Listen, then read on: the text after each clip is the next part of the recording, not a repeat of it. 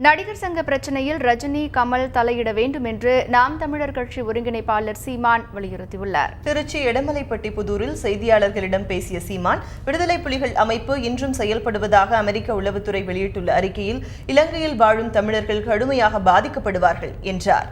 நடிகர் சங்க விவகாரத்தில் மூத்த நடிகர்கள் தலையிட்டு பிரச்சினைக்கு தீர்வு காண வேண்டும் என்று அப்போது அவர் வலியுறுத்தினார்.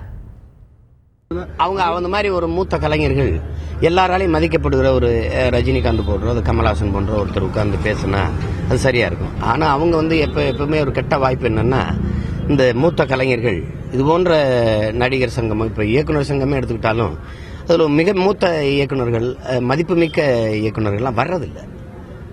உதவி இயக்குநர்கள், இணை இயக்குநர்கள் அவங்க தான் அதிகமாக அதில் பங்கெடுத்து இந்த சங்க நிர்வாகங்களில் செயலாற்றுறாங்களே ஒழிய மூத்தவங்க வர்றதில்லை. அதுபோலதான் இந்த நடிகர் சங்கத்திலே இருக்கு. இதில் அதிகமாக ரஜினிகாந்த் ஆகட்டும், கமல்ஹாசன் போன்றவர்கள்லாம் ஈடுபடுறதில்லை. ஈடுபட்டு இப்போ உடனே இவ்வளவு பிரச்சனை வருதில்ல, 2 பேரும் வாங்க கூப்பிட்டு பேசியிருந்தா சிக்கல் இல்லை.